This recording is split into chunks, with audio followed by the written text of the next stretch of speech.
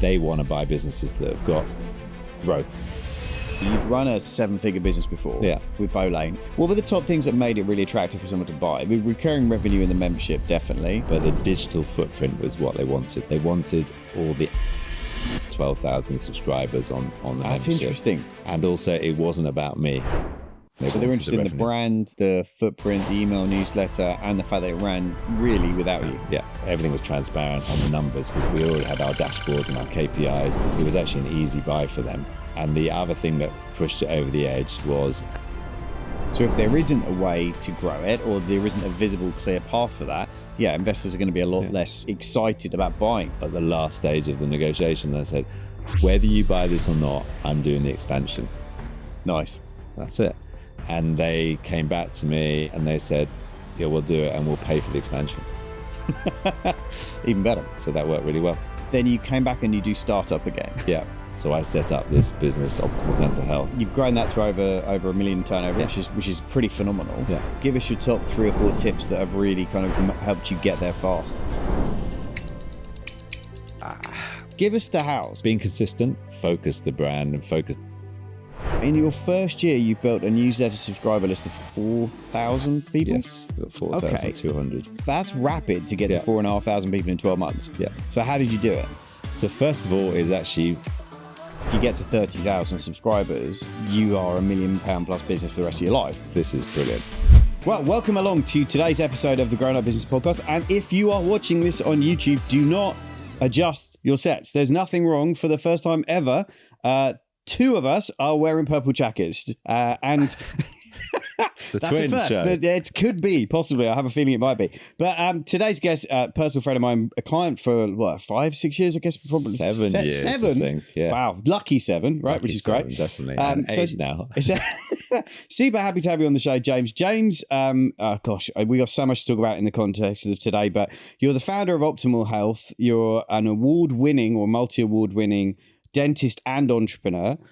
You've also been president of the British Academy of Cosmetic Dentistry.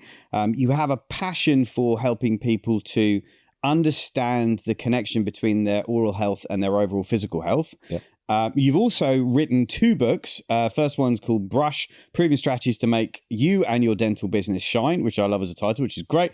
And the second one, which I think is everyone should get hold of if you get a chance, is called Kick Sugar, Reawaken Your Taste Buds and Boost Your Health, packed with absolutely gorgeous and beautiful recipes and photographs. Yeah. You've been a part of my F12 mastermind for a long while now. Yes, so we have. Great to have you on the show. Thanks for being here. Thank you for inviting me. That was brilliant. I'm very excited. Purple passion.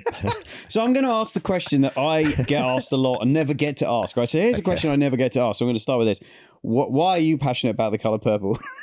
So it's for me, growing up as a kid, it was all the color of royalty. Okay. And it was a special color. And when I did a bit of research on it, it was actually the most expensive color to make. This is true. I thought, okay, well, this is a hard color to make, so therefore it must be the best color.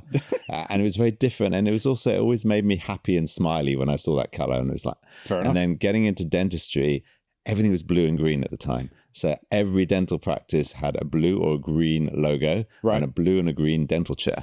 And I thought, I don't want to be like this. I don't want to be the same. So I spoke to the manufacturer of the chair, which is ADEC, and I said, could you do purple? And they said, we've never been asked purple before. Nice. So I said, right, there we go. This is the first ones. I had the first purple chair in the UK, dental chair. And then since then, I've just loved purple. And from you were telling me it's got the highest vibrational frequency. Which is true, it does. And the interesting bit is that when people come to see us as a patient, they start off coming normal clothes, and the second appointment, they always wear some sort of purple. Yep. And they don't realize it, but they come in and they go realize, and they blend into the chair. They've joined the community. They've joined your clan, right? And it's just very different. And for about 10 years, we were the only dental practice that had purple and all of that branding. And now it's much more common. So it is, yeah. It's becoming that way. Yeah, and purple cars and everything is just, and I'm disappointed that you have the purple socks today. Sorry. I don't have I'll sort that out for you. Get your no, it's socks. on my Christmas list. So thank you for that. But I remember. Well, two things. First of all, the color. The reason it was so expensive was because back in the 1700s, it used to cost a fortune to make purple because of the snails that they needed to make the color. That was where it came from, and therefore the only people who could afford the color were royalty.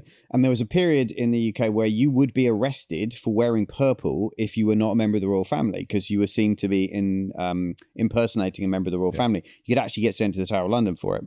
So it was an actual criminal offence to wear purple and not be a member of the royal family, which I find hilarious. Now we're embracing it, and it's very different. It always brings a smile to people's faces. Yes. And I recently did a fitness challenge called a High Rock. Yep. And everyone in it, if anyone's listening who is into high rocks, probably 50% of the men go topless. So wearing a top makes you different. That's the first thing. And then another 49% wear black. Right. So I did it with a purple top. Nice. So it was really good for everyone watching to see where I was, and which stand I was at and things like that, because you could stand out. And it was like, okay.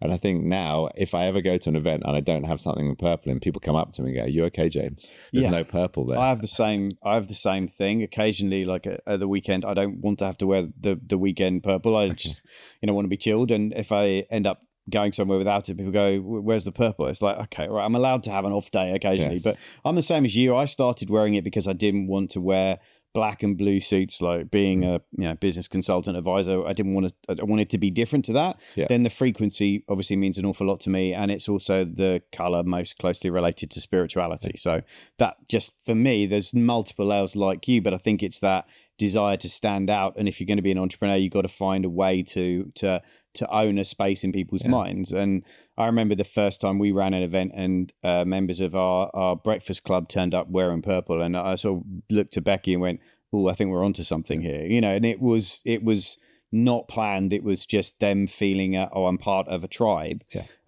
which is kind of interesting, right? So it's part of the uniform, and all my team wear purple, and it's one of the questions they interviewed, "You'll have purple?" And it's like, and I found a purple store. We've got everything. It's brilliant. And actually, people seem to attract you when you chat to them. They love it. They love the jacket. They love there's something about it, and it opens conversations rather than closes conversations, which is what I'm all about. Yeah, shout out to Adrian for the great job on the jackets that he did for both of us, to be fair. Thank you. Which is really cool. And I think it's that whole kind of like, if you're going to be an entrepreneur, you've got to find a way to stand out and do things differently and challenge the norm. And I also think it's really funny of the amount of clients that I've attracted, that I've worked with. I remember turning up at Bowlane Dental the first time ever, and I think at the time you had a purple door, if I remember, and going, "Oh wow, okay, I'm going to get on with James," because like we obviously clearly share that passion from the start. So how did you get into dentistry? Why was it, were you always into that, or was it something you ended up in, or like give us a story of how this became your career? I've loved biology, and that was my best subject at school. Right. I love tinkering with things and fixing things. Okay. I'm one of these things that if something breaks, I'm not going to buy another one. I'm going to take it apart and get it working again. And that's a challenge to fix it with my hands. So I always was into Lego, Meccano, all that stuff. So I was good at that. I thought, well, what can I do that I use my hands and I can fix things and get people better? And then my father was an entrepreneur, but he was very different. It was a solo entrepreneur. He was a publisher, and it was all about, he didn't trust other people, didn't trust teams. He could always do it better than himself. So he was all about, you've got to be your own boss. Right. So from the start, it was like, okay, you've got to be your own boss. So I looked and thought, and I'm Jewish, so in the Jewish sort of religion, everyone seems to be accountants, doctors, dentists. That seemed to be, I don't know how it works, but that's it. So I spent a day with all these different professions, and I spent a day with Mr. Bay, and he was in Highgate in North London. Right. And he's a dentist. He was my dentist, and they were just having so much fun. And I thought, okay, he's having so much fun. He has control of his own destiny. He's running his own business. He's got a team of like 10 people. He's helping people, and people can come in. And unlike some areas of medicine, people come in and they've got a problem and you just give them medication or you give them a prescription. Yeah. And it's a long-term thing. I can get somebody who's come in with a big swollen face or a toothache or doesn't like their smile or has a gap between their teeth or they can't eat. And I can fix them often with one visit or two visits. And suddenly they're a different person. They've got more confidence. They've got a better smile. They've got a better breath, better relationships. And I can do all that through the mouth. And I'm thinking, wow, this is really powerful. And I can run a team, and I can be disruptor. And I can be, if somebody says, no, you can't do it. Yes, you can. You can have a purple chair because we're going to get one for you. We can do that. And it's like, wow, I can do all this through the field of dentistry. And I thought, okay, this is what I want to do. And I've just thoroughly loved it. I've been doing it for 30 years, but every single day when I'm seeing somebody, it's like, this is brilliant. Yeah. I get to do what I love to do, and I get paid to do it as well, which is like brilliant. Special. And to have that sort of thing is amazing. And I was going to actually tell you a story that happened to me yesterday. I tend to attract quite nervous patients. So people feel, because of the purple jacket and that I'm approachable, they talk to me about their problems and issues. And one of my other passions is cars, as you know. I do. So back in the day, I was on Twitter and I was looking for a car, and I found this guy called Porsche Source. Right. And basically what he specializes in finding the car that you want to find. So at that time, I wanted to get a Boxster. So I was like looking around, and I sent him a message, and we were just chatting for ages, never met him, all this to and from. And it came out that he hasn't been to the dentist for, at that time, 3 years, and was really nervous about it. Okay, fine, that's no problem. We were chatting. Anyway, he didn't find a car in the end. We stayed in contact on Twitter.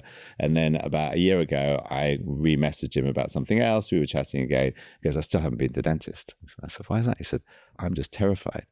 So we were just chatting a bit more. And I said, how about I meet you and we just have a chat? So we arranged to meet yesterday in Pret. So in my practice in Baker Street, around the corner, there's a Pret next door. So I met him, and he saw me straight away because we obviously recognized our profile pictures from Twitter. You didn't have to go with a purple rose or anything like that. No. First date. And he was obviously quite anxious about it all. And then we just had a really good chat, and he was really relaxed. I said, right, you're coming to the dentist now. I said, what? So we walked around the corner, and it's the first time in 10 years that he's been to a dental practice. Wow. So I took him in, and then I did a whole tour of the practice and everything. He goes, I want to book in. So we took all his details, and he's booked in for 2 weeks' time now. But it was a long game. Yeah. Sort of 12 years of building a relationship through social media and things like that. And that is the power of things we do, is that people are so anxious about it when they realize there's a human behind it. And when you go through and try and understand it all, and that's so passionate, and it's so great for me to think he's booked in, and now he feels really happy because he's now met me. Yep. He's now been to a dentist, and he can tell his wife, I've been to the dentist now and I booked an appointment. So all those sort of things that we can overcome, it's just, I feel really blessed to be where I am at the moment. Yeah, that's amazing. Why do you think people have such a fear of going to the dentist? Like, why is that such a big mental thing? It's huge. I mean, for some people, it's sort of the second thing. First one is fear of public speaking. Yeah. And then probably fear of heights, and then dentistry is number 3. And I thought death was 3, or is death 4? I don't know. I think dentistry should be above death, frankly, but I know what you mean. Yes, I think, yeah. So everyone's different, but one of the big things is the fear of unknown, because most people can't see what's going on in their own mouth. They don't know what's going on. Right. So if something breaks or is rough or uncomfortable, they go, oh God, don't know what's happening. Common dream that people have is fear of losing their teeth. They wake up and there's no teeth in their mouth. And that's one of the things. Yeah, I get lots and lots of people tell me that they had a nightmare that they woke up and all their teeth were loose or they've fallen out. But you get this. Another dream is obviously going into an event naked, but the second one is having no teeth. So okay, so wow. people get. I didn't know that. Yeah, I genuinely didn't know that. People, so they get. So it's fear of unknown. They don't know what's going on in their mouth. Fear of pain. So they're worried, and maybe they've had a previous experience where it was uncomfortable or painful. Yeah. Or the dentist or the hygienist didn't listen to them and kept going. So a lot of people have, especially entrepreneurs, is that they have a control thing. Yeah. Fear of control. So they think, well, somebody's in my mouth. I don't know when they're going to finish. I don't know if it's going to hurt or not. I don't understand that. So that's the control thing. And that's just about just taking time with people. And the last thing is cost. So people worry about the cost of it. So they put it off. And then it gets to a stage where whatever they need doing is more invasive and more expensive. So if anyone's listening to this podcast, I would say, if you haven't seen a dentist in the last 2 years, go and see somebody. Yeah. One, it's easier than you ever thought it would be. If you find the right person, they're going to listen to you. They'll let you go at your pace. They'll explain it. We take so many photos now with 3D scanners. We can take an image, we can show it on the screen, we can show you everything that's going on so you can understand what's happening. And also, things are much more preventative now. So we can reverse tooth decay, we can reverse gum disease if we get there early enough and you give us the tools to do it and you want to do it. So, right. And the thing for me as a dentist, the worst thing I can do is see you and have to do a filling for you. And then I feel like I failed. So what I want to do is when I've seen you and it's like, okay, initially, maybe the first time, there's some work to do to get everything back to health. But then after that, I want to see you every year and say, well done, Paul, you've done a great job. There's no issues, there's nothing, or you're missing this one, or we need to work on brushing this one a bit better, or have you thought about doing probiotics for this because your gums are a bit inflamed, or something like that. I want to better educate you to understand what's going on in your mouth, how it connects to the rest of the body, and I want you to leave with having better sleep, better energy, better breath, better smile, and hopefully no big treatments to do. Yes, that's my win. If I have to do a lot, then I haven't done my job. So when did you start the Bowlane? When did you start working for somebody else first and then go out on your own, or did you just so you trained up and then? When I finished, I did a year in hospital. So I spent a year taking out teeth at St George's Hospital in Tooting. So there is not a single tooth in anyone's mouth that I cannot take out carefully, safely, and easily, because I spent a year taking out massive guys' teeth and all these different complications. So that was a brilliant learning curve. Then I did a year at King's College doing restorative, which is basically building up people's teeth. Then I went into a mixed practice, so it was sort of part NHS, part privately, and doing a mixture of treatment on different people and learning from different entrepreneurs. So I spent 2 years in one practice, another 2 years in another practice, and understanding psychology of when people say yes, when they don't say yes. At dental school, we were taught nothing about business skills. Wow, so that's amazing, really. It was absolutely nothing. It was like, okay, well, either you work in a hospital or you go in the NHS and you try and learn it on that way, but you then have to see 50 patients a day, and you have a fixed fees for everything, and there's no payment for prevention. So it was all about, you only get paid if you do work, so I might as well just keep doing work. So it was like a treadmill for me. And then it was like, okay, well, what do I want to do?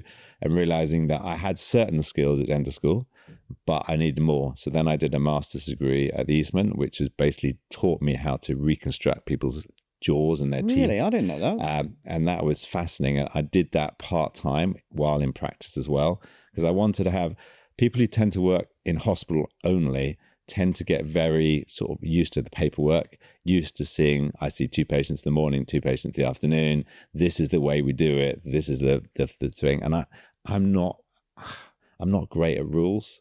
I like a little bit of flexibility. I like guidance, but I like a bit of flexibility. You said that earlier. You said you're a disruptor, so rules are the worst thing for you. To tell me this is the only way to do it, I'm like, no, it isn't. There are lots of ways. And also I want to empower my patients to go on that journey, because I don't want to just they just sit there and be submissive and just fix me and then go back and 2 years later come back, fix me again, keep fixing me. That just is not, it's not exciting for me. It doesn't give me any sort of sense of achievement. So actually going and seeing people regularly and saying, look, there's a journey here. Now, you may not be ready to put the effort in now, or you may not be interested in putting the effort in now, but this is what I want you to understand.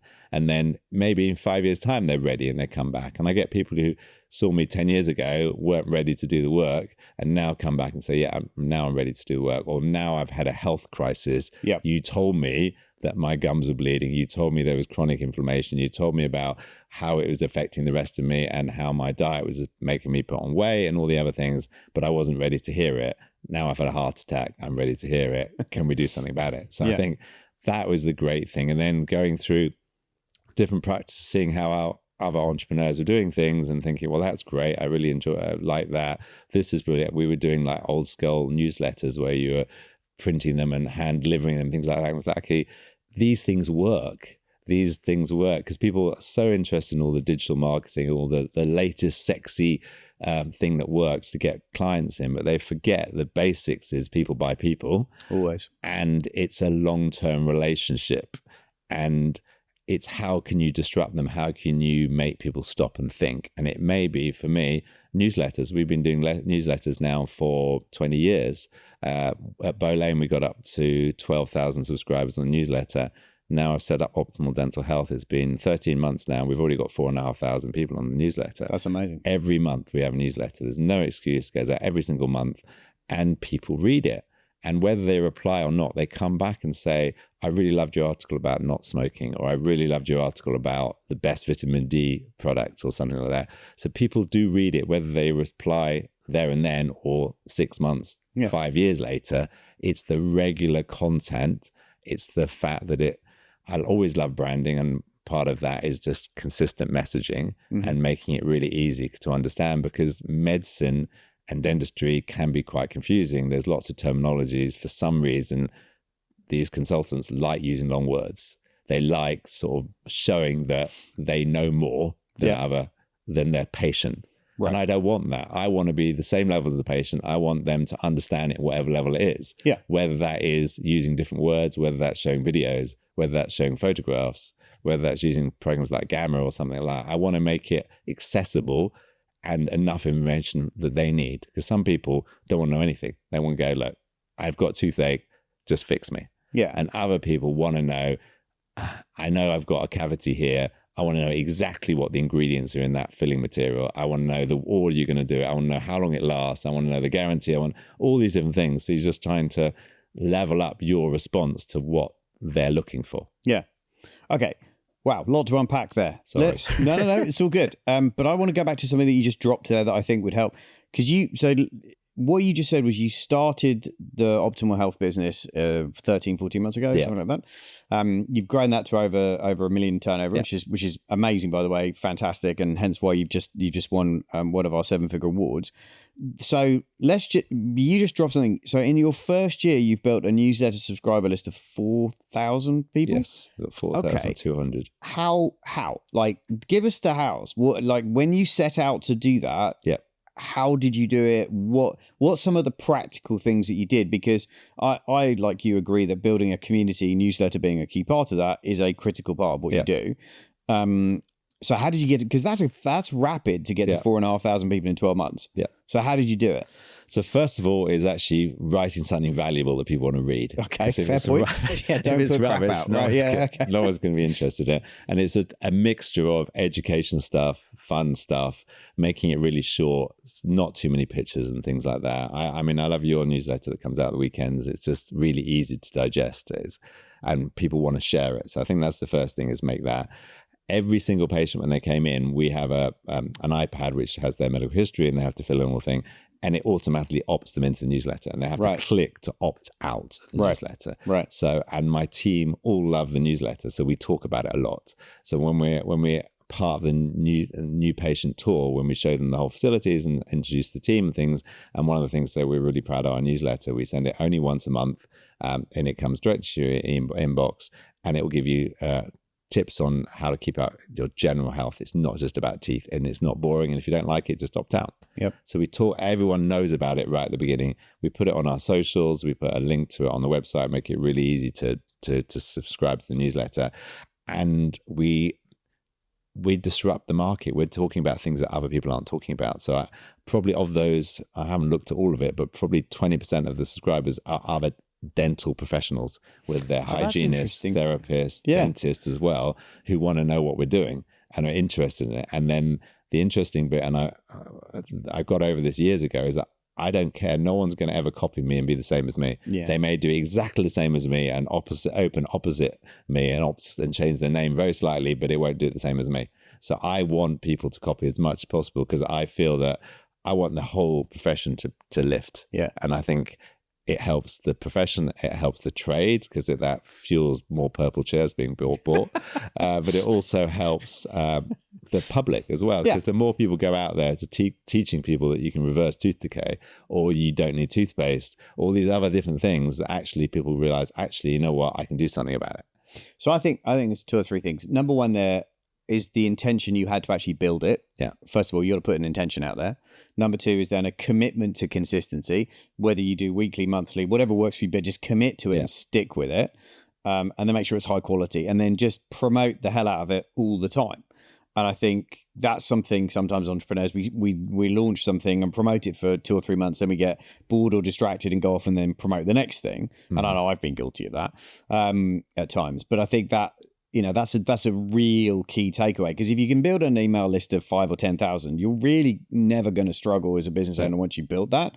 Russell Brunson talks about, if you get to 30,000 subscribers on your email list, you are £1 million plus business for the rest of your life, because that's enough people that, even if a very small percentage of them are buying at any one time, there's enough there to always run £1 million business or $1 million business. And I think most of us are not reverse engineering. We're going, hey, I want to get to 7 figures, but it's like, well, actually, get to 10,000 subscribers on your newsletter first, because actually that's a downstream result of getting that and adding value to 10,000 people. I also think, and I believe this as well from a whole kind of a sort of abundance mindset, is you can't imitate faster than I can innovate. I'm always going to be pushing forward. I know you are innovating what you're doing, and therefore, you know, when we had business networking clubs, there were 3 or 4 people who tried to copy them, and because people look from the outside and go, that looks easy, and then you find out very quickly it's not, and then a year later they've gone, and you're like, yeah, because you didn't understand the secret sauce, you didn't understand what made it work. And I think don't ever be, you know, I'm not worried about other people. Listen, if it raises the game for all of us, it's a good thing, right? Like, and great thing. And I was talking to one of our guests on the podcast that we did yesterday, actually, and he was saying, Jim was talking about when he interviewed the boss of Williams Formula One, and he was talking about the mindset that you have to have in that sport is that wherever you are in February, you have to be getting 1% better every month, or by the end of the year, you'll end up lost in the paddock, because everyone is always improving. And I think sometimes, look, somebody copies you and they do it better. It's like, great. It's like, it forces me to keep growing, right? That becomes the key thing. Okay. And I think it's also one other thing to mention is also having the team aware of the newsletter and then know when it's going out and getting their input, because they're on the ground with different patients, they're on the ground with different scenarios, and they'll suggest, well, why don't we write about this new toothpaste because 2 people are asking us about that, or why don't we do this, or and I think that really helps getting the whole engagement of the team on board. Do you incentivize them around sort of, is there an incentive to grow the newsletter list, or is it anything that you're tracking as a team? We track it, so we have KPIs and we have a dashboard for all the different parts of the business, and one of them is our new subscriber, and we look at the bounce rate and the unsubscribe rate as well. But actually, and we look at how many people book certain things from it, because we always have a link in there somewhere. Do they book appointments? Do they to look at the blog? We write blogs. We write a blog every week, and then some of the best blogs go on the newsletter, and we put a little bit on there as well. So it just keeps the whole thing going. And for us, it's all about frequently asked questions. We want to try and answer the questions that people are asking us all day, every day. Yeah. And they're also updating it. So it's like people ask us about what's the best insurance to have. So we would always look at the market and come up with all the different providers. So then when people ask and say, we've got a great blog about that, we'll send that. So we have all the resources. So for us, lead with value, right? Lead with value. It's trying to just answer questions and make people feel that they're being listened to. Yeah. And that anything health related, they come to us for. Right. So when did you start Bow Lane then? So Bow Lane was 1999. Right. Yeah. So, and what was the pivotal sort of point? When did you decide that, right, it's time to go out on my own now? So actually, interestingly, I answered an advert in a trade journal. It's called the British Dental Journal, which was for a dentist in the US. His name is Greg, and he was a Japanese. He was specialized in the Japanese community. So he had 3 clinics in New York, and it's called the Anglo-American Dental Institute. And basically, what it was is they had all the dentists were all American or US trained. Okay. All the nurses were Japanese, and they targeted the Japanese community. So they had Japanese speakers there on clinic, and they were just doing all the treatment for Japanese. And they realized that actually there were a lot of Japanese banks in London, and they were finding a lot of their patients were coming over to the UK, and they had nowhere to send them to. So he wanted to set up a clinic in Finsbury Square, which is just in the city in London. And he was advertising for a dentist that could help him with the setup. So I thought that was great. I could actually help a squat and a new business start up. And obviously it was a tried and tested formula in the US, but it hadn't been done in the UK before. And it was so his money. And he came in and he basically showed me how a squat's set up from the beginning. So I was there, and I was the main dentist for at least 3 years before they had a second dentist. Oh, wow. Okay. So I understood about cash flow. I understood about stock control, hiring the team. He would be on video. We were recording interviews and things like that. So he would come in probably once every 4 months to London, and we'd chat through everything else. But the rest of it was all done remotely. So I got massive responsibility to help run this clinic and set it up. And we started in 1 dental chair, and by the end I finished, there were 5 chairs in there. Wow. So it was great. And then that was the first time I got to work in the financial districts in the city, and realizing actually I love this network. It was great because they all want everything done yesterday. Money was no object, just get it fixed. Yeah. But the tricky bit is I didn't speak any Japanese, and I still only. Well, even after 3 years, you hadn't learned it. I learned a few words, and I'm not going to give you them now because. But yeah, so that was tricky, but actually I really learned it. And then at that stage, then I did my master's degree. So I was doing the master's degree and doing that, and then realizing actually this is great. I love this community. I love the city. But I don't want to be restricted just to the Japanese community. I want to do more. And there were some English patients coming to see me and things like, do you see English patients? Do you see non-Japanese? But yeah, we do. But it was all very set up like that. So I actually, at that stage, I thought, right, I'm going to look for something. So then I had a property agent start to look for a site for me. And that says that, okay, what is the ideal site? What's the size? What's the location? All the rest of it. And that's when I found Bow Lane. And actually, it was the best thing I did because I went to seal bids for this property, and there was just me and one other bidder. And I found out afterwards when I won it, the other bidder was another dentist. So it was a real small world. It was. Wow. It used to be a gentleman's tailor shop at the bottom. Because Bow Lane's tiny. It's a beautiful little old, it's a lovely little pedestrianised street in the city. Gorgeous, and at the time there was a men's shirt that's Thomas Pink at the bottom, and then upstairs was architects' offices and things like that. So it was quite knackered, but it had its own street entrance with the purple doors that you could go up to, and I just fell in love with the street. It was such a nice area. So we if I'd bid for it, I probably would have lost it, because it was done by a professional property agent, and against another dentist. I found out afterwards we won it, and then we built it from one chair right up to 8 chairs when I sold it.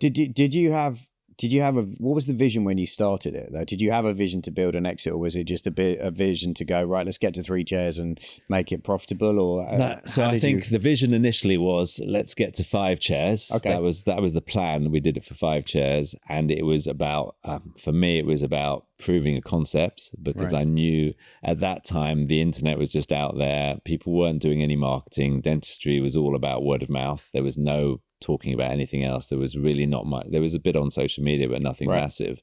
But I wanted to be different. It was like, let's do purple chairs. Let's get a branding expert in to do this. Let's actually look at the whole patient journey and actually say, what is wrong with dentistry at the moment? How can we change it? How can we disrupt it? And it was amazing doing that. We were the first practice to have a proper website, first practice to have an app, mobile app. We did many different things. Really? Well, that must have been very early in the app world. 2000. Gosh. 2001. And things just exploded, and we were then doing SEO stuff, and we were just trying to push things out there. And I was working with people that I liked. It was like, okay, I like you, let's work with you, let's try and do something and build it and get it bigger and make dentistry more accessible and give a better patient journey.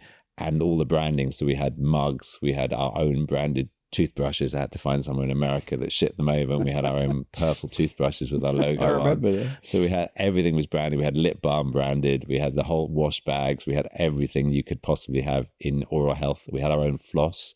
So it was your own toothpaste as well, I think. Yeah, toothpaste. We were looking at toothpaste as well. So there were so many different things we did. And people loved it. And we used to go out there was so much networking. So we used to have pop-ups in all the local gyms because we wanted any other allied health thing. And they're going, why do you want to come here? They were, why does a dentist want to come to a gym? And it's like, we're talking, when we did loads of teeth whitening. So we were the first people to do Bright Smile, which is one of these sort of walk-in light activated teeth whitening. Right. So we had a sort of massage chair in there because they were cheaper than dental chairs, and people would just come in, whiten their teeth. And that was amazing. So it was that kind of lead gen strategy, basically get you new customers by doing that. Yeah. And people wanted, and we get people come in who've got broken teeth. I remember about the 5th patient I saw, he only had one front tooth. And he said, I've come in because I want my teeth whiter. And I said, teeth whiter? You mean the tooth whiter? You have this one tooth. And actually, interestingly, he ended up with having a full mouth reconstruction, spending nearly £20,000 with us. And it all came from this advert for this whitening product, which was £250 at the time. What a great story. So it was just, okay, what is it that gets people into the chair? And then they buy into the brand or they buy into the people. Yeah. And then we lifetime value, right? Yeah.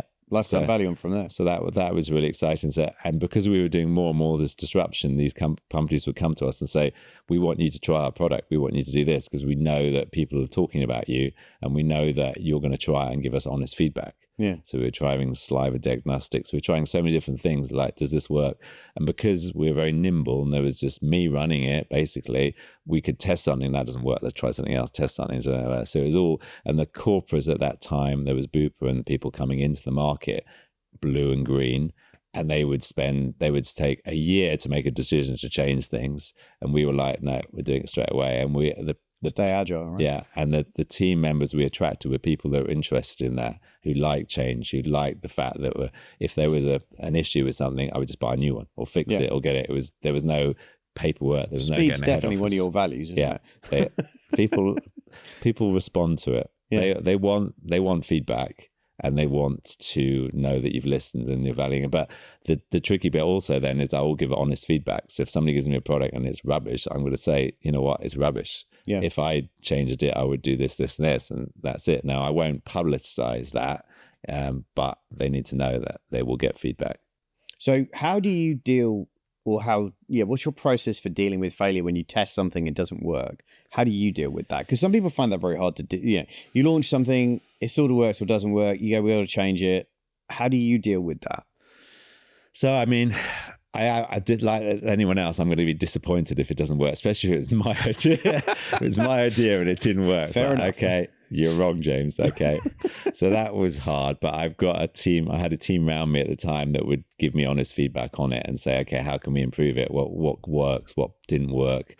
And it was always, I like the Japanese philosophy of Kaizen, which is all a little improvement, a little change and trying to get it. And nothing was ever perfect.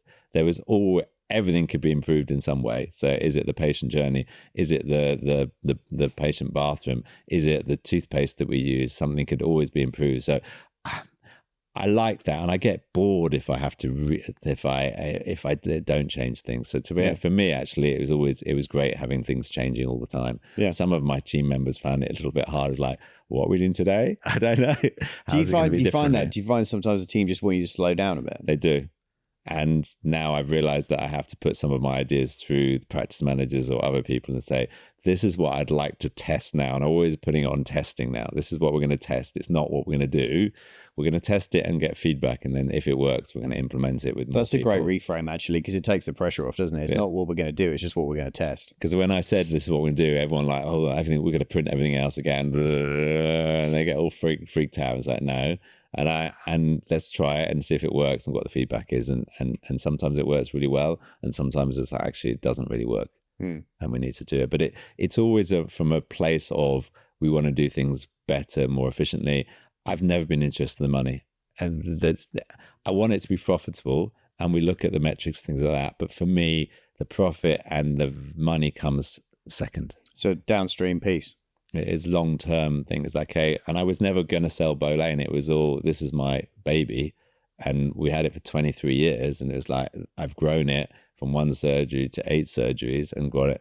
And I've got some amazing team members some stayed with me for a year, some stayed with me for the whole 23 years. Incredible. And everyone is learning and growing because I'm always learning and growing and I want everyone else around me to do it. So what course do you want to do on? What do you want to do? How does it help the business? How does it help you grow? And I think that's really important because if they see us doing it and going on courses and CPD and getting more qualifications and understanding it all, and they want to learn more. And I think that's been really great. And I think since I've been doing nutrition and learning a lot more about total health and wellness, whenever I get nurses who come in and sit in and they listen to that first consultation where we have an hour with new patients now, and they listen to it and they go, wow, I didn't know that. I didn't know about vitamin D. I didn't know about sleep. I didn't know about stress. I didn't know. That's fascinating. How can I learn more? What do you do? And then they send me their blood results and things and they're like, my aunt has got this and this and this. What would you do with this? And people are challenging conventional medicine now. They're realizing that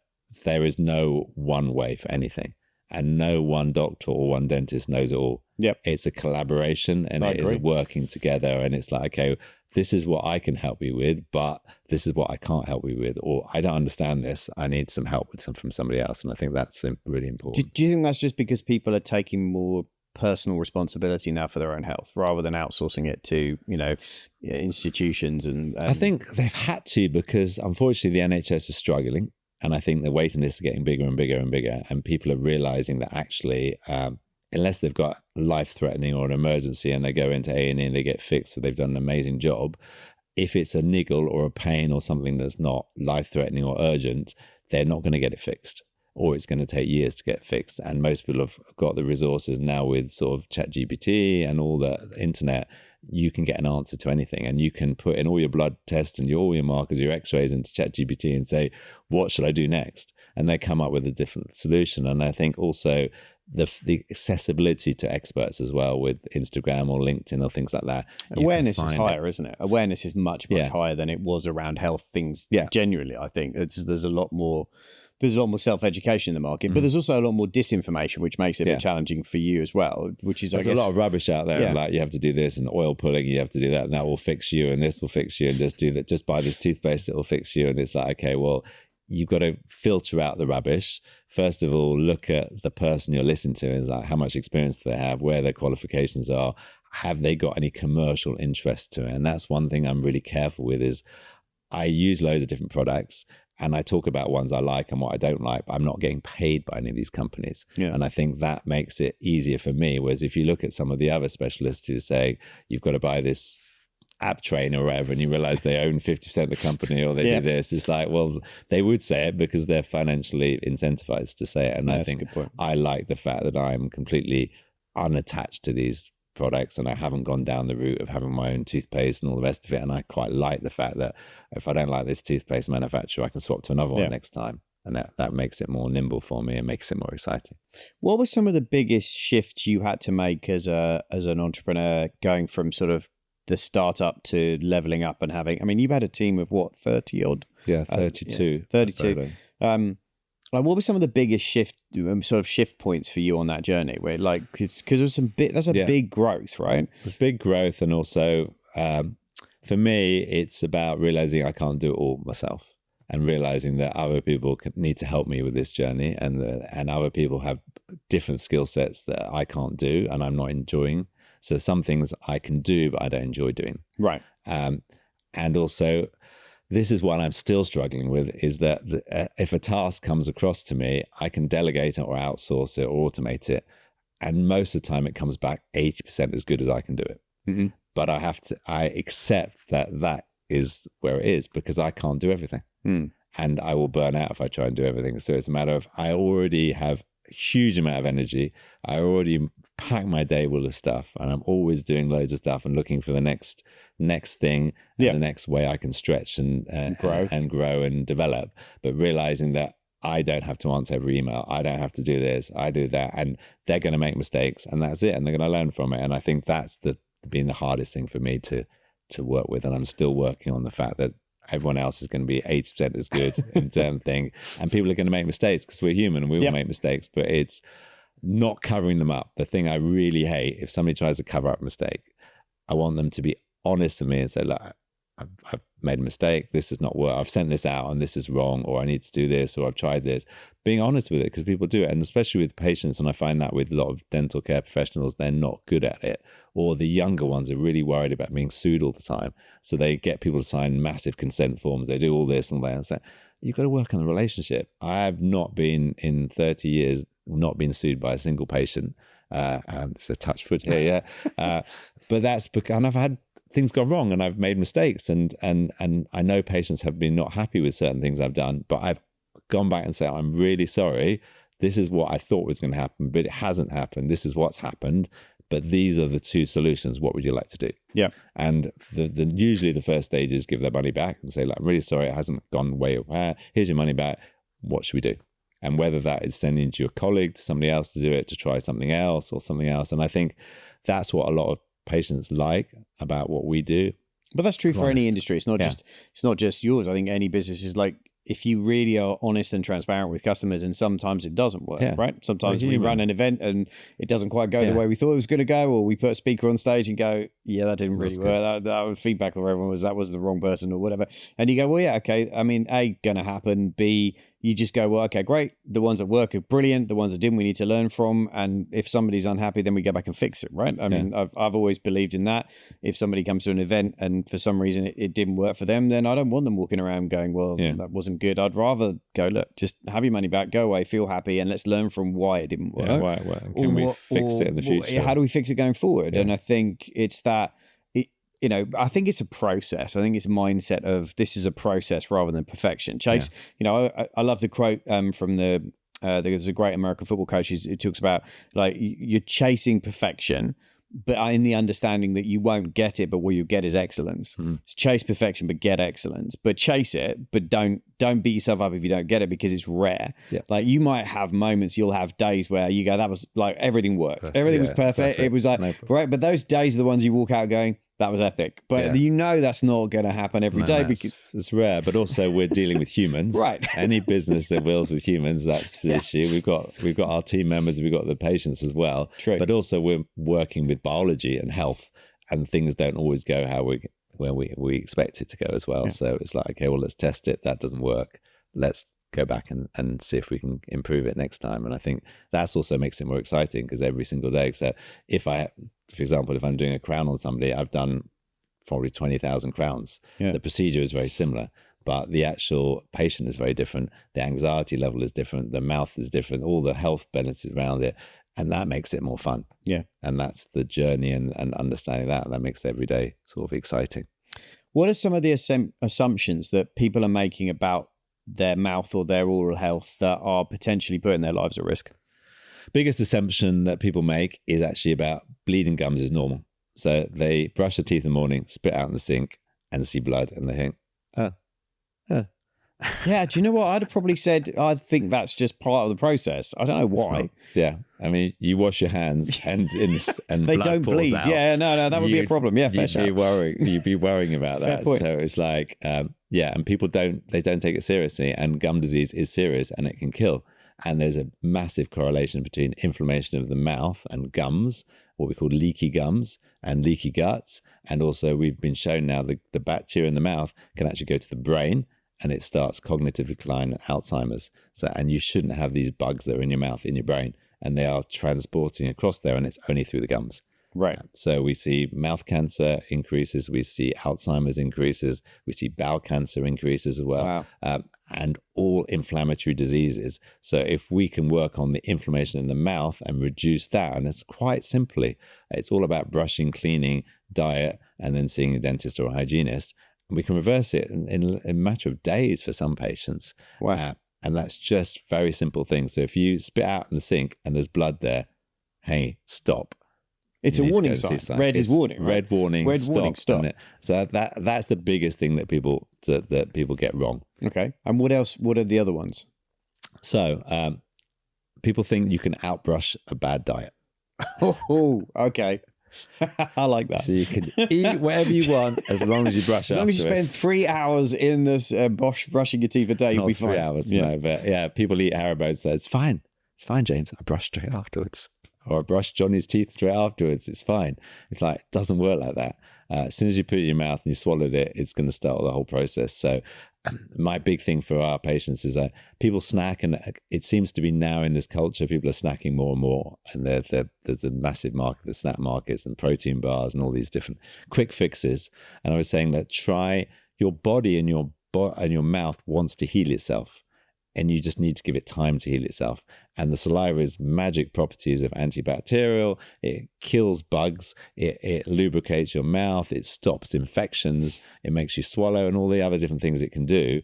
But you need to give it some time. So you need to have a break between food. So the thing we try and work with a lot of our patients is have a bigger gap between your meals and before you're drinking. Yeah. And if you're going to have your sweets or your chocolates or your biscuits or whatever, try and binge it. It's much better for you to eat a whole packet of biscuits in 10 minutes than have a biscuit every half hour for the whole day. Okay. Because your body doesn't have a chance That's to do a good it. reframe. So if you're going to do these things, and again, people seem to think, I've written kick sugar. They think I don't eat sugar. I do eat sugar. Okay. I have sugar. I have high sort of cocoa chocolate, 70, 80% chocolate. I like chocolate. But I understand how it makes my body react, and I understand the timing of it, and I understand how I can minimize the impact of it.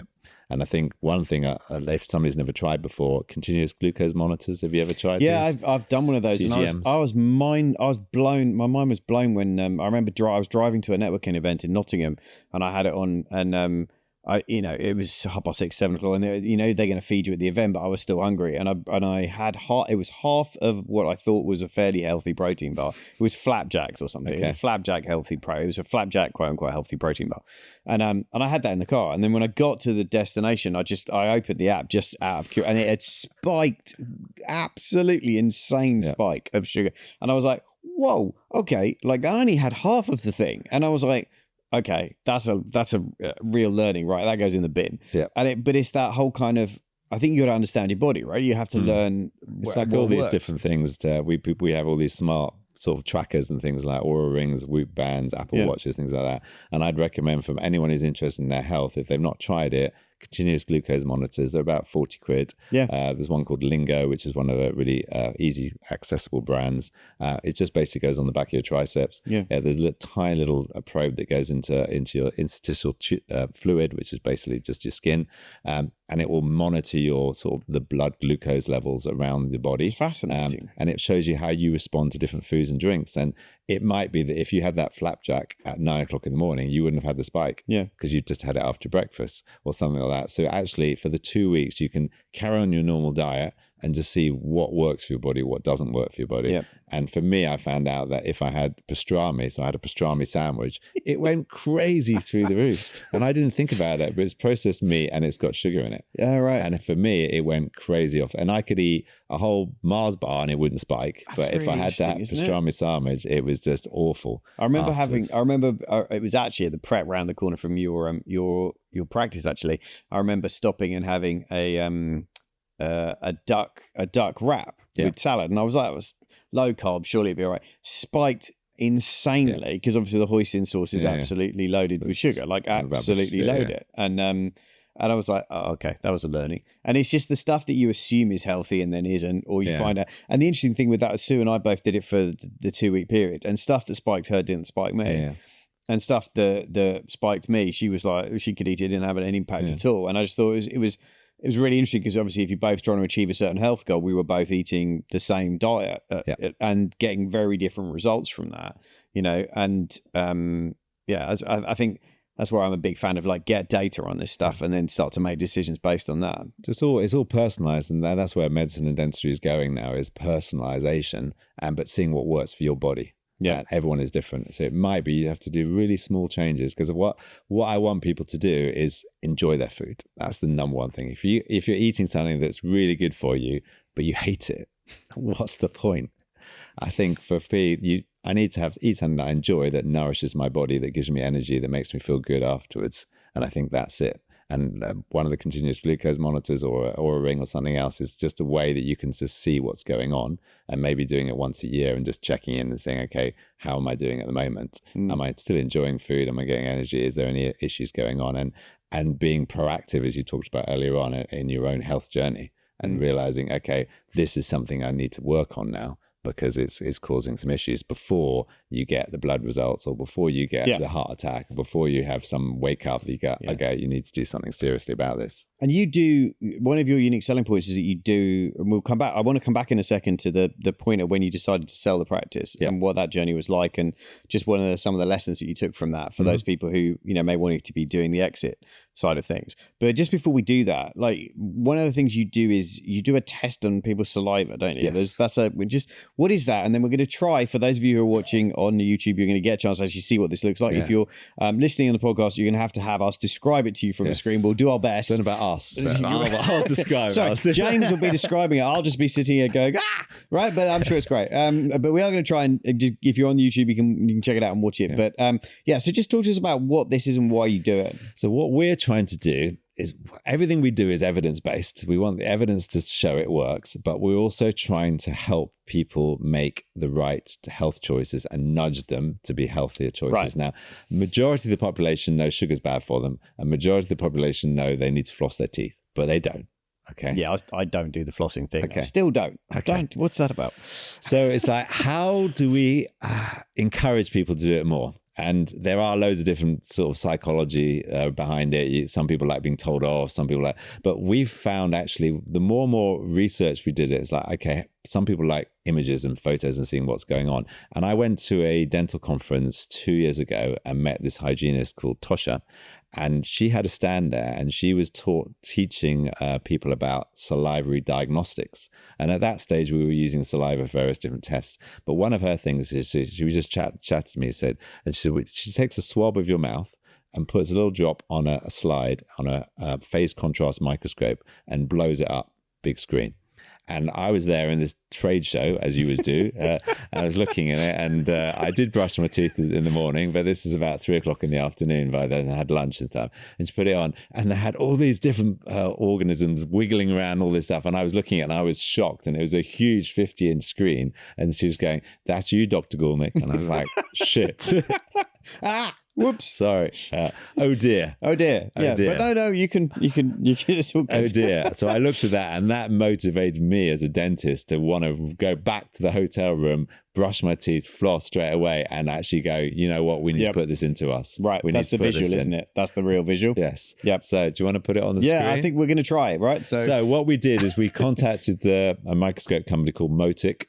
And they never done this before in dentistry, and said, we want a phase contrast microscope. We want something that's easy. We want it to be on a big screen so we can show you're people. disrupting again, right? You're disrupting again. So we got the first Motic microscope in a dental practice. I think it's in the whole of Europe, actually. It might even be in the whole of the world, actually. Wow. Because the other one was a US based.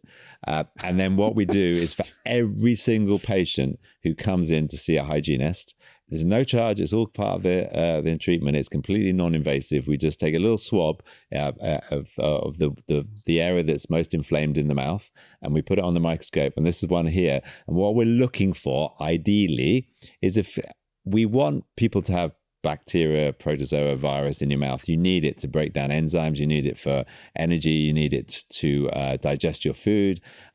But we want a nice balance. We want them all to be nice and calm and relaxed. And if you look on here, there is a lot of stuff going on. First of all, you can see loads of white blood There is cells. a lot going on, yes. There's all these big circular things. If you're not seeing this on there, big white circle, it's a white blood cell, which is basically your body trying to repair itself. It's showing there's infection in your mouth, and your body's trying to infect it. We've got spirochetes, which are the long squiggly ones there, which only come when there's low oxygen in your mouth and when there's infection. And there's a lot going on. There's basically a party going on in this guy's mouth. And the really fascinating thing about it is that, one, it motivates people to think, shit, is that? Sorry. That's fine. This is what you're a doctor. You can get away with say that. Oh my God, what's going on in my mouth? That's the first thing. They can see it live. It's not like we take a blood sample. You take a week to get the results. Fast feedback, right? Straight away feedback. They Fast see feedback. it. And then the other thing is they're really then motivated to do whatever it takes to fix it. And that could be just starting a course of probiotics. It could be just teaching them a different way of brushing. It could be just changing their toothpaste. Simple things we do. And then we usually get them back in between 4 and 6 weeks later and do another slide and show them the difference. And then we put them up side by side and say, this is where you were 6 weeks ago. This is where you are now. Look at the difference. Wow. And every single patient improves. Yeah. So you can give them really before and after stuff, which shows that what they're doing is actually working, right? Yeah, with live feedback, and it costing them no extra than a normal hygiene visit. So there's no barrier to it at all. And it's simple stuff that everyone can implement. Nice. But it's also bespoke to them. Because then we see the improvements. Okay, you've done 2 weeks worth of probiotics. Now we're going to stop. We're going to do this. And then depending on it, and we're all about personalized medicine. So you might need to come and see the hygienist every 6 months, whereas Jim might need to go and see the hygienist every 3 weeks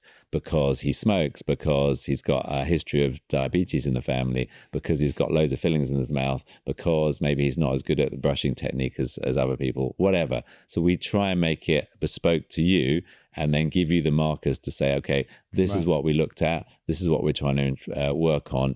Your bleeding score is 21%. So some of the people like the score of where your bleeding is, and then we're going to get you back in, and this is what we're going to try and aim to do. So giving people some metrics, some baselines, and giving them some help to try and make the improvements. Yeah, and I think it's a great it's a great visual, isn't it, to be able to see, okay, that's what I've got to sort, and that's what the payoff is. People can't see. I mean, you can see the blood sometimes, but they don't see.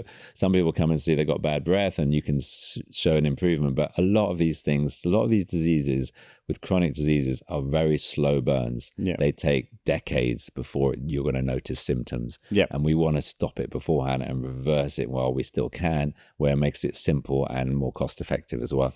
So what are 2 or 3 things that people could do right now, just while we get the screen back to where we need it to be? So what are 2 or 3 things that somebody could do right now if they're listening to this that they haven't got a chance to get in and see you? But like, what are 2 or 3 things that they can do?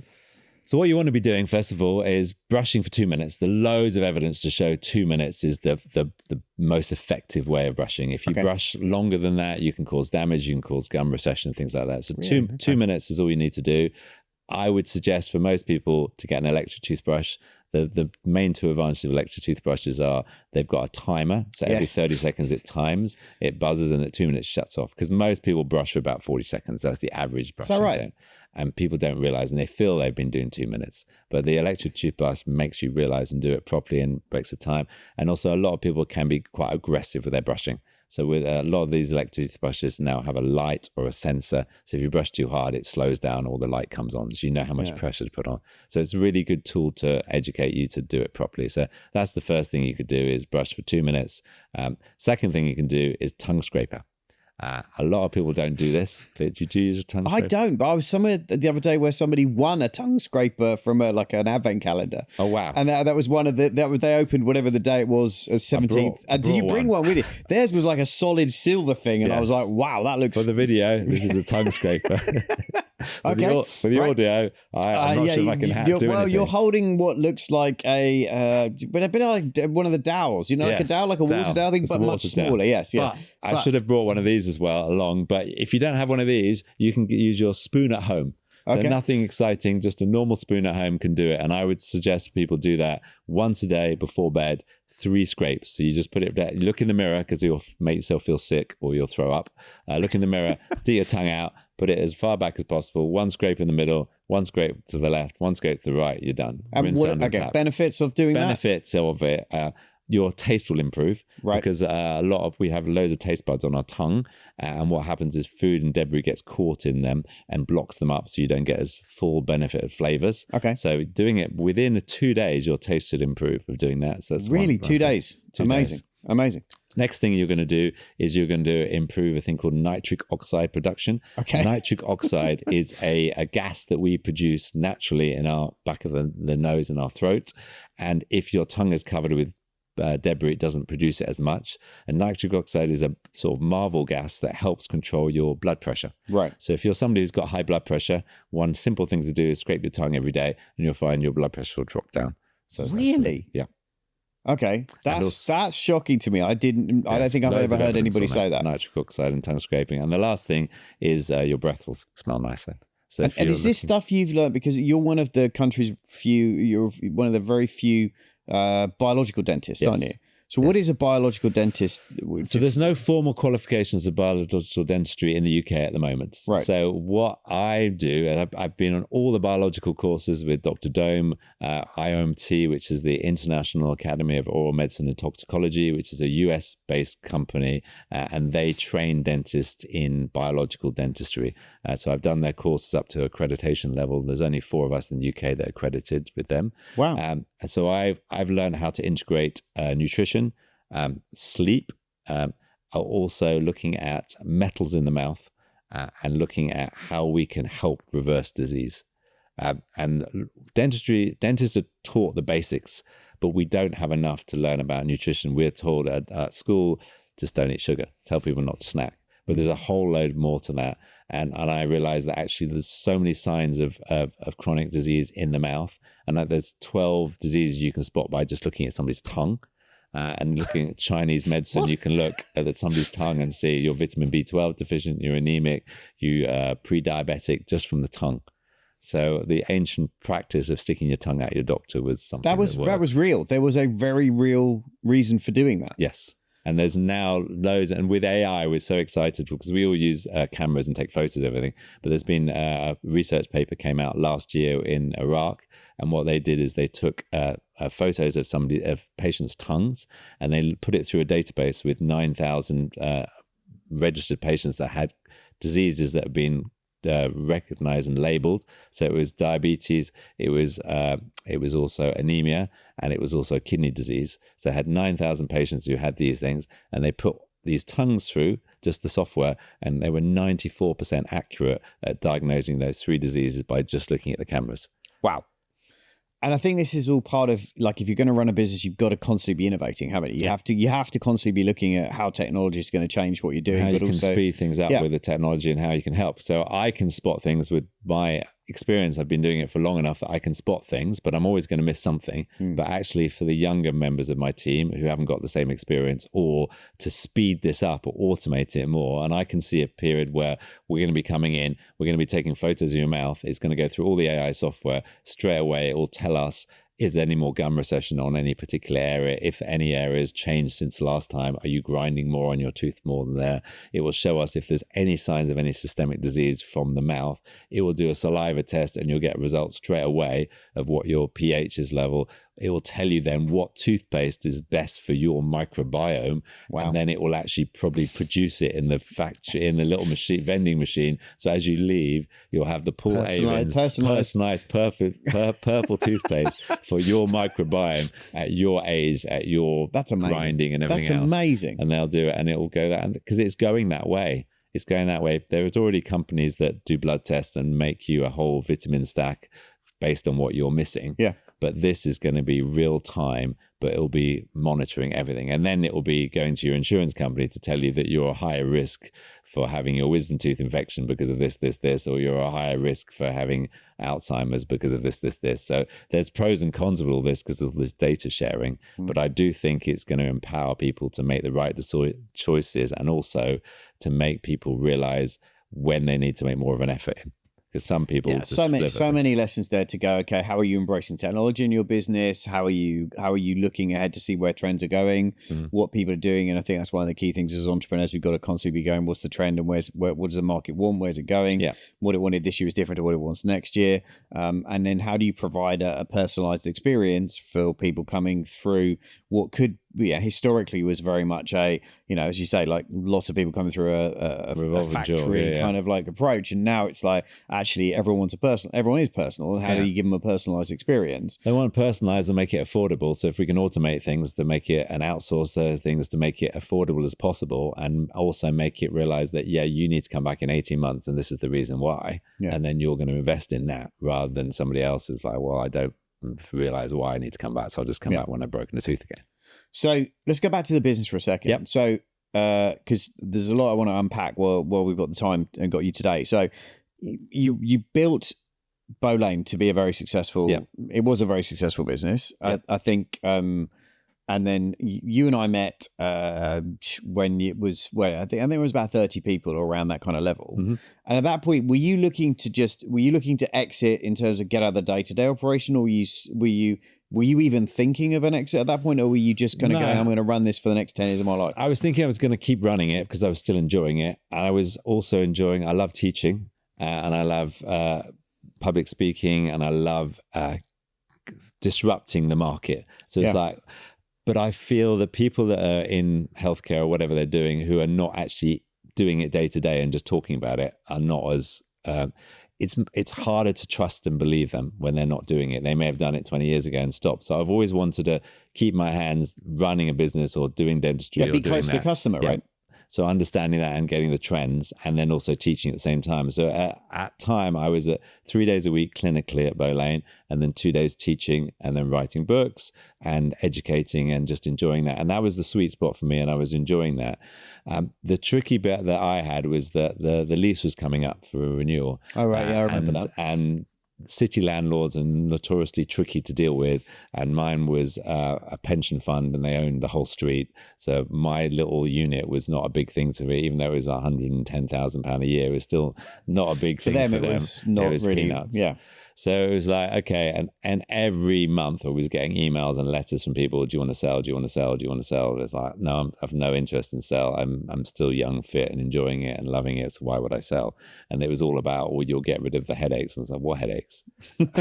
I enjoy running the business, all the rest of it. There may be certain things that I didn't enjoy in the business, but 98% of it I enjoyed doing. It's like, okay, I don't want to sell. And I was still enjoying it. And then I was realizing, seeing what was changing in the market and wanting to keep learning and more education and things like that. And that time I was like, okay, well, I want to talk about health and nutrition, but I haven't got enough qualifications for this, and I want to learn more from the best.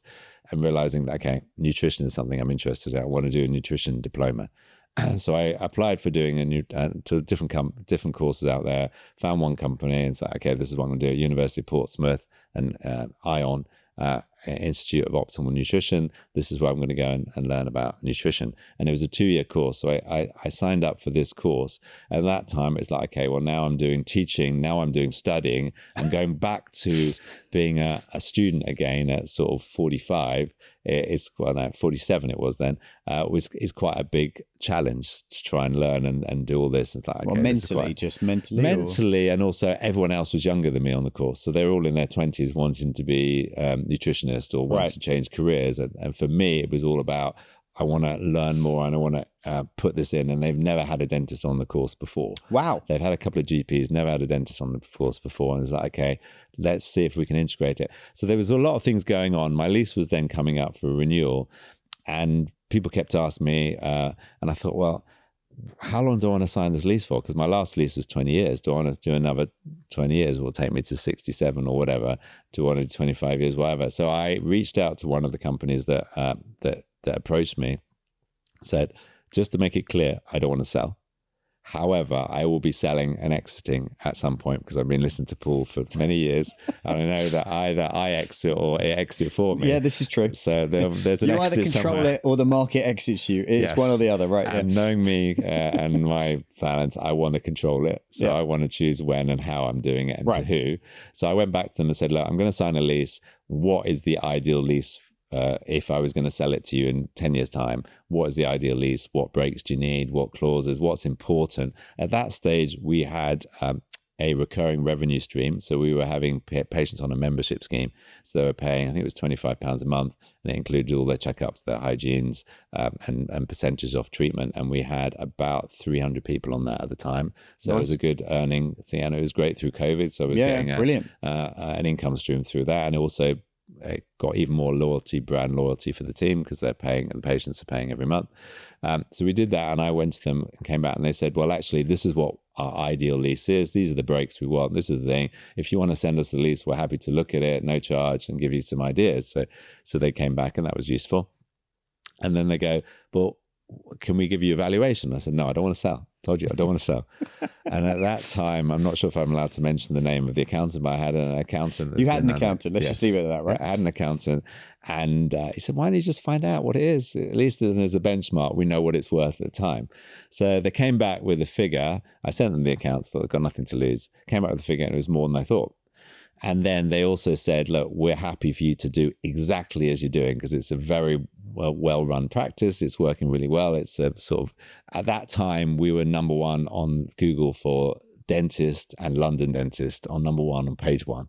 And this was beating practice that had 500 clinics and stuff like that. So we were doing the right stuff and we were disrupting. So you'd built the brand, but you'd also built the digital footprint, which is an asset, which again is why you invest in those things to build that digital footprint. And we had white papers on all different treatments and all that, and we had backlinks everywhere, and people we were in loads of newspapers and magazines. So the PR was working really well, and we didn't have a PR company. It was just people wanted to talk to us. So I said, okay. They gave me the figure and they said, you can run exactly as yourself. I said, I don't want to work for you. No, this is how it's going to work. And it looked too good to be true. So it's like, okay, I'll stay on with for 4 years and I may stay longer as long as you can let me do this, this, and this. And they said, yeah. So I thought, you know what, I'm going to get the money. I'm going to then have a bit more relaxed and I can do my studying and not have to then worry about the business. I can take a day off. Right. So I could then drop down to 2 clinical days, spend 1 day a week studying and 2 days teaching. It's like, that's the perfect thing. So I sold it. And I'd never sold a business before, and it was like, I've been divorced once before. It's way worse than being divorced. There's something about being a business owner and then being an employee. So I remember, I think it was if I remember right, it was August when we were sat in the Ned in London. We had breakfast, didn't we? And that was right before you were signing the paperwork to do the exit. Yeah. I think there was a big part of you then that wasn't sure. It was, you were still like, am I sure I want to do this? Yeah. But I think when you get an offer that is frankly way above where you thought you'd be 3 years from there, because I mean, we were talking about an exit of 3 years down the road. Yeah. So it sort of jumped that further forward. Yeah, because I think the lease put a hard and fast line in the sand. It's like, okay, we've got to do something about this now. Yeah. And then, and it all seems to work. And it was the right thing to do, and I would do it again now if I. What were your top lessons from that? What were the top things that made it really attractive for someone to buy? Recurring revenue in the membership, definitely. The membership worked. The strong team worked, but the digital footprint was what they wanted. They wanted that website. Right. They wanted all that. We had londondentist.co.uk, londondentist.com. They wanted all the assets around that, and the fact that we wanted the 12,000 subscribers on the membership. That's interesting. And also, it wasn't about me. So even though I'd set it up, we had 30 team members and sort of 15 clinicians. And I was only doing at that stage 2 days a week clinical dentistry. Right. So therefore, the revenue, if I suddenly stopped, the revenue wouldn't drop. Yeah. And that's what they were interested in. They were interested in the brand, the footprint, the email newsletter, and the fact that it ran really without you. Yeah. Yeah, that's what they wanted. And it was a very high profile practice, probably in the top 3-4 practices in the UK, even though for revenue we weren't in the top 3 or 4, but on a sort of visibility level and in dentistry, and they're thinking, well, if I get that one, I'm going to get all the other practices. Because you'd won loads of awards too at that point. Yeah, we won lots and lots of awards. You were very consistent on going in for awards. I was a judge on one of the awards then at that stage, and all the other clinicians that were working with, they'd either been judges on different awards, or they're all semi-disruptors. They weren't business owners, most of them, but they were semi-disruptors in the industry, because that's what attracted them to come to sit with us. Yeah. So we were giving lectures and seminars and talks and things like this. So they had all their networks as well that can come to. And it was like, if I can get this practice, that will knock down probably 10 others that will go, well, if Bolane is selling to us, then... So they saw you as a domino that would probably trigger other people to go. Yeah. And that was because you'd done a lot of work really to position yourself as a key person of influence in the industry, really, hadn't you? You'd been doing that for years too, setting out to really position yourself in that way. But what I didn't know is they had themselves up for sale. And that's the thing I didn't understand. And obviously I'd never sold a business before. So looking at all the due diligence and all the paperwork, we're used to working with CQC and all the different paperwork stuff. So all our paperwork was all there. So doing all that paperwork was easy.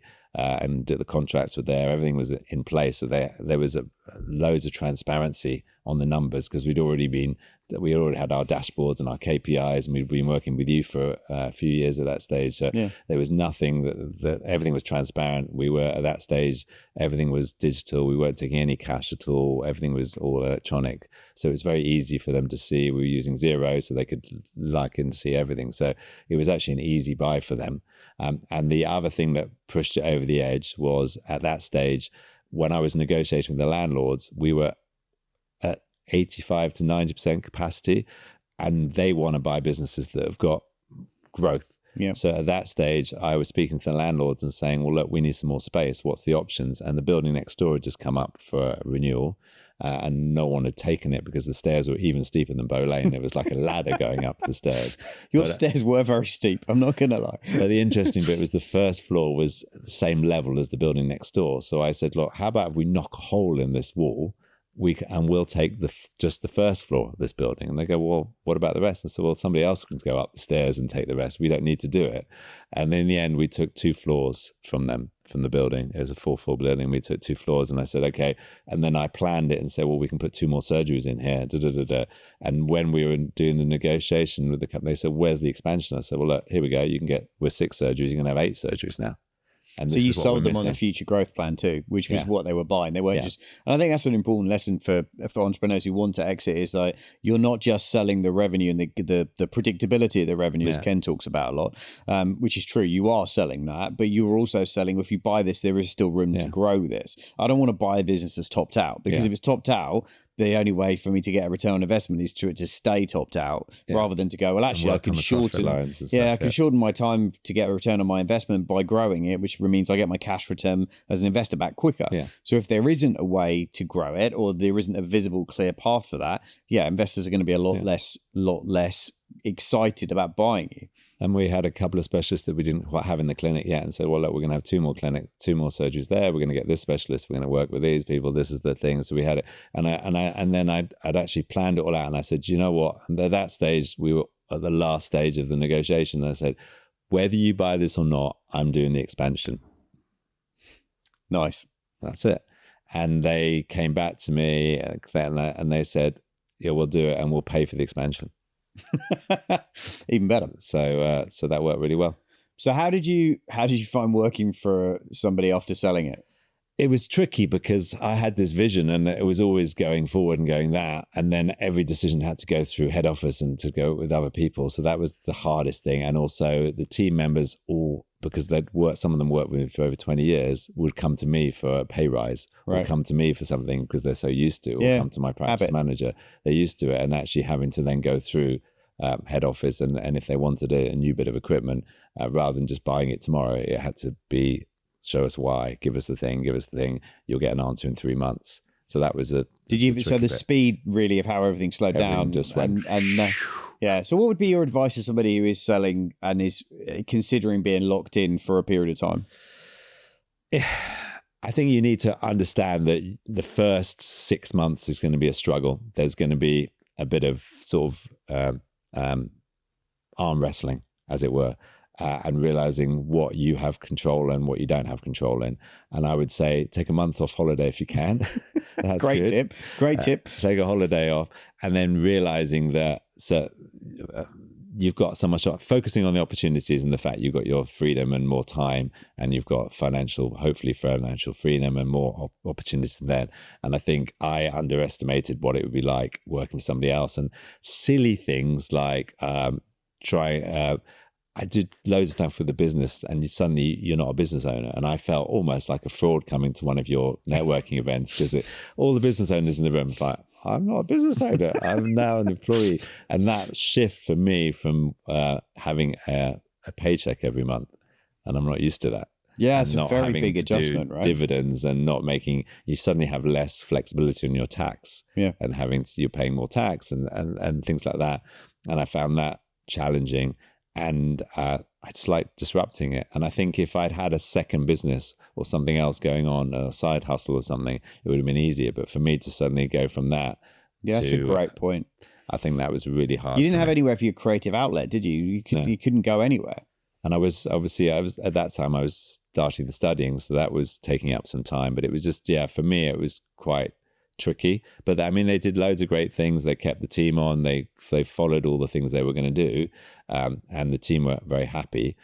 But for me, it was just quite a struggle. It's a shift. It's the identity shift, isn't it? You go from having that identity of 22, 23 years of being the owner, the CEO, the founder, and now you're an employee. That identity shift is just a switch that I don't think many people appreciate how hard it is to try and go back to that role, having switch. Once that switch goes off and you move from employee side, the cash flow quadrant, to owner side of the cash flow quadrant, rich dad, poor dad stuff. I think that switch is incredibly hard to turn back. I think you can do it maybe for a short period of time, but I think the advice I'd give for anyone else who's doing it is 1 year. I think a 1 year earn out works well, or 1 year, because I was all about keeping the team together and also not pulling the rug under them, because they didn't know about what was going on. Yeah, they knew about the lease, they knew about the expansion, they were excited in spite of that, but they didn't. I've been working with them so long, I didn't want to suddenly I'm off, bye, see you later. So for me, it was like, I've got to stay on for at least a year. I want to make sure that they honor all the contract. I want to make sure the team are happy. They still have their growth opportunities. They can still learn and do that, rather than just stay what we're doing. And I think that was really important for me, to keep them together. And I wanted to do that. And I also incentivize the team to say, look, I need to hit these targets to get my earn out. Yeah. Therefore, I can't do that without you. Therefore, I'm going to incentivize you to do it. So I personally paid them out of my bonus to say, when we hit this target, you're going to get this amount of money. So they all got quite substantive payouts after year one, because I wanted them to come on the journey with me. Nice. Because they'd taken me. Yeah, on no, it that's that really far. nice. That's really nice. I think you're dead right. I think any client I've had who's exited, who stayed more than a year, it's after a year they've just reached the patience threshold of like, I can't do this anymore. I'm kind of like, I need out. It doesn't matter how much money I get to stay for another year. That's not the motivator anymore. I need to go back to being in control. And I think that control and freedom thing is such a high value for most of us who run businesses, that when you lose it, you suddenly realize how much you valued it. So that's okay. I can tolerate not having that for maybe a year, but that's about the most I can go with it. And I didn't have another project. I was thinking I was studying, but I had nothing else. I was going in every day, and it was like, and you get it rubbed in your face every day. It was like, okay, this is, and that's, I think if you, I don't play golf, but if you play golf and you're like, I'm going to spend my time playing golf, or I'm going to do this, or you've got health conditions, you can't work and you can't do what you. But you were young before. To sell the business, relatively speaking. You were pretty young to do that. But a lot of my friends at that stage, my best friend at the time, who was my best man, at my wedding, he sold to the company about 3 months prior to me. So that was actually the last tipping point that made me sell, because he was happy. He'd done 3 months with them and say, yeah, it works. And they do what they say they're going to do. So I think that pushed me over the edge to do it. But going ahead, if I did something, it would be, I'd only do it if I had a health reason to do it. I had another project that I want to do, whether that's running a business or something I wanted to do that I couldn't have the time. I needed the time from the business. Yeah. That's the only way I would sell again, because for me, it's a lifestyle. I enjoy it. I love the networking. You're passionate about it too, right? Yeah, and it funds the kids' school fees, and it funds my lifestyle, and that's how it. But you also, I think, it funds your learning and growth opportunities, and learning is a big thing for you. Mm-hmm. You're always learning. You always want to be studying. That's a big part, I think, of what makes you tick, really. So when you decided to set up Optimum, the Optimal brand and the dental, like, what's the vision for that? Because I think it's really interesting to go, okay, you'd run a sort of 7-figure business before with Bolane. Then you came back and you do startup again. Yeah. That was tough.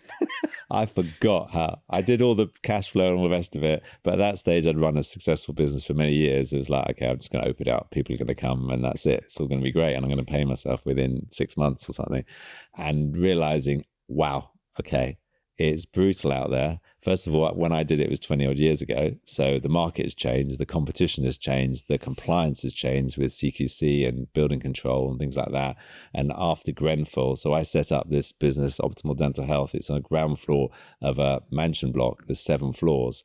And Grenfell changed the rules since that fire. It was like, okay, now we have to change the building compliance. So anyone that's in a building that's got more than, I think it's a certain height, I can't remember what it is, has to go through this extra level of building control and fire regulations. And when I did the application, I was the first one to go in after the Grenfell, and no one knew how to do it. So they was like, well, the last we think it's going to be 2 years, about 2 years, 2 years to get the application approved. No, they can't be. I'm opening in 6 months. It's not going to be 2 years. Well, we've never done it before, so we'll have a go. It's like, okay, you don't want to hear that from your building control officer. We'll have a go is not something you want to hear if you've got a business that you're trying to launch and you've signed a lease for and you're refurbing and doing all that. And then I signed up for the CQC, Care Quality Commission, and they were like, we applied for that, and they have to guess when we're going to open. So it's like, okay, we're going to open on the 1st of October. Let's do that and put it all in. And they go to me, we've got a bit of a backlog, so we think it's going to be June of next year. Pardon? June of next year. So I'm going to open in October. I can't see any patients till June. Yes. I said, how am I going to fund that? So there's always these battles, and I forgot, one, that a lot of this compliance wasn't there. You could just open up and that's it. So the compliance wasn't there. So the compliance was very different. And then the rules were very different. And so that was challenging, but I like working on puzzles. And at the end with the fire one was really interesting. No one had done it. They were still struggling, and I was like, so what's going to take for me to open in a month? Personal guarantee of that if anything happens in a fire related, that you're personally guaranteed. Fine. But who else? Oh, the builder has to sign it and the architect has to sign it. They've done all the compliance. So all 3 of us sat down, signed this form, gave it to the building control, and he signed off Wow. paper. And then 2 weeks later, he gave us the full thing. So I was only liable for 2 weeks. But that's what I had to do to get this thing open. So you're just like, what can I have to do? CQC one's really interesting though, isn't it? CQC ones, you're trying to juggle with like when they can come and sign you off and do this, and we've had that with obviously with a client of ours in the wellness centre, Zed, and we had the same thing. It's like we're trying to refurb a building and organise that we don't end up refurbing and paying rent too early and have it empty while we can't open because we haven't got CQC, and they're kind of going, oh, it might, and then it goes, oh, so the CQC person was going to come out, they were sick now, so we can't see you for 3 monts, and you're like, no, we can't do that now. Like, we had that. There's got to be someone else. And I was a registered manager for many years, so I had never had a complaint or anything against me. So when I applied, I thought it was going to be an easy. And when they have to interview you again for a registered manager, and it had to be an online interview, and they said it could take anything between 1 hour and 4 hours. So block off half a day. So when I booked it like 2 months in advance, they set the date and everything. And I remember it was a 9 o'clock start, and I blocked the whole morning out for it, and I was ready and had all my paperwork because they were going to ask me every single question. And 8:01, I got an email from them. The CQC inspector is sick. Can we rebook it for next month, please? And it's like, we're opening next month. We're not doing that. I blocked the whole. So I wrote an email back saying, I'm really sorry they're unwell, but I'm sure there must be somebody else in the department that can do it. You've given me 59 minutes notice, and obviously I've cancelled my whole day of clinic for this meeting that we booked a month ago. Can we do something about it? And then they came back about half an hour later saying, the inspectors decided to go ahead as long as you don't mind having they had their camera off. So they're obviously not ill, but there's obviously something going on. So I did this whole interview with their camera off on the thing, and obviously passed it, no problem at all. But it was just... I think the other one, I don't know how long yours lasted, but I think Zed's was due to last 4 hours, and after, I think it was 57 minutes or something, they turned around and went, you're fine. Mine was about 45 minutes. I can't officially write it off, but you basically passed, and then you'll get it. And it was like, what the heck were you going to do for 4 hours? What were you going to ask? Scare tactics or something to make you think, oh my God, get all the paperwork ready. But yeah, so that was really frustrating. But I quite like that when somebody says no. It's like, okay, it was stressful, and obviously it affected your sleep and all that stuff. But we got around it and we opened it and we fixed it. But you don't take no for an answer like that, do you? Some people have gone, oh, okay, we'll have to wait a month. You're like, no, hang on a second. That's not a solution that's viable. That's the advantage of having a big network and a varied network. Is like, okay, this is the puzzle. Anyone else have this puzzle? Can anyone else help? Who can I? So who not how, right? And I think, I knew in heart of hearts I was going to get it open. And the worst scenario is it will screw up the cash flow for a few weeks or something. But I knew I was going to get there. But I have to be calm on the outside, and I've got all my team and they're all starting, and when we're opening, soon. We got a date. Can we? But this patient wants to book in. Just tell them to wait. Tell them soon. Put them on the newsletter. So it's all about trying to be very calm and have the answers, even if you don't have the answers. Yeah. And I think that's what I've learned with leadership over the years, that something worked, and then getting to opening, and then realizing that we had the cash flow because we've sold the business, but it was more about, okay, I've only got one patient today. What am I going to do the rest of the time? And it's realizing that it takes time. And I forgot that. And I forgot a startup is challenging, and it's all about networking and going to all the local allied businesses and saying, hi, I'm James.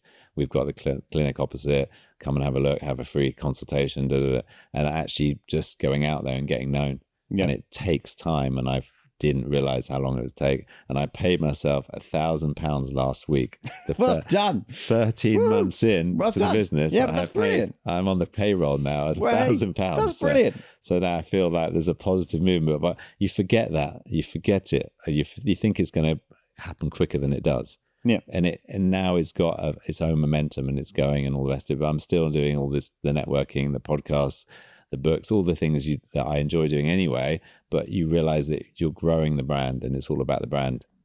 And what would it be? I was going to say, would have been your top lessons? Because I think to go back, I think when you've built something to £1 million or $1 million or more, I think mentally you know what that feels like and looks like. Mm-hmm. So it's not a scary thing to go build a second time. To do it in sort of 12 or 13 months is from standing start. Yeah, is pretty phenomenal. Yeah. So give us your top 3 or 4 tips that have really kind of helped you get there fast? So I think it's being consistent. So I've been posting on LinkedIn every weekday. I've been trying to get the message out and making sure that it's very consistent across all the different platforms of what we do, what problems that we solve. so people can understand. When we first opened, I knew I wanted to do dentistry, but I wanted to put nutrition in it. I wanted to put functional medicine into all the health. People were going, what is it? Is it a dental practice? Is it a spa? Is it a health clinic? Yeah. What do you do? So we then sort of focused the brand and focused the messaging a bit more and say, no, we are dental practice. We fix teeth, but this is the way we fix them. In a holistic way. Yes. And people realize that we're fluoride free, metal free, toxin free. We'll do whatever it takes to give you a healthy mouth, but a healthy body at the same time. We're going to want to see your blood results. We're going to want to have a whole conversation about your sleep and your nutrition and your hydration and all that. We're interested in all that. We may not have a direct impact on every single thing, but we know other people who can do it. Yeah. And our team are genuinely interested in your whole mental health. And that's something that we want to get across. And we want people to realize that actually dentistry is not just the mouth. So I think getting the messaging right at the beginning was tricky, and making people understand it and making it clear enough that people understand what problems we fix. Yeah. And then realizing that consistency, you need to just keep showing up, keep showing up, keep showing up. And eventually the customers will come in, and then realizing what sort of customers you attract and what works, and not trying to force it. Yeah. So it's like, oh, well, I can't, part of the NDA, I can't contact any of my old patients, but I can post on LinkedIn. They can find me and they can come and contact me. So it's like, okay, there is always ways around these things, and getting people to come in and realizing what issues they have, and trying to give them solutions to it. And I mean, you've been a very active, vibrant contributor to the community, the grown up business community that we have, and you love coming on the retreats and but how important is that, having to go back and do a startup again, to have a network around you? And just, it's brilliant because you can ask, who's a good graphic designer, who can this? So the basic things that I haven't done for a while, it's like, okay, who's good at search engine optimization, because we haven't done this for a while, or we can't use the company we used before because it's a conflict of interest and things like that. So it's like helping with that, realizing the frustration of a startup. I luckily didn't have the cash flow issues that some startups have, because I had some cash at the beginning. But also I didn't want to burn all this cash away, and for no reason. So it's like, okay, signing it. And I know you helped me with an SEO contract I had, because like, I need SEO. Who do I trust? Try this. And then you see this contract. God, it's 3 months notice period. This is not great. So realizing, bouncing off other entrepreneurs who've done it recently, is like, okay, is this normal? Is this not normal? What are the signs that you need to be looking out for? So that really helped with the community. And also just screaming occasionally. It's like, I do think the people sometimes underestimate the value of a good scream. They're like, I'm just so frustrated with it all. This is just not working. and realizing that it is a long game. And I know it, but sometimes you need somebody else to say, you've only been doing it for 6 months. Yeah. I do remember, I think somebody else helped you with around the Grenfell and the fire stuff, because they had contacts in the London Fire Department or whatever, and we could suddenly get you in a conversation with somebody who goes, actually, this is what the regulations mean, and you couldn't have found that person if you hadn't had. The network make a massive difference with that, and with all of the help and whether it's psychological help or sort of network help, it was all very useful to have. And also just, I mean, so many people of the network loved, I gave a pitch, and each time I gave a pitch, it was getting better and better and better.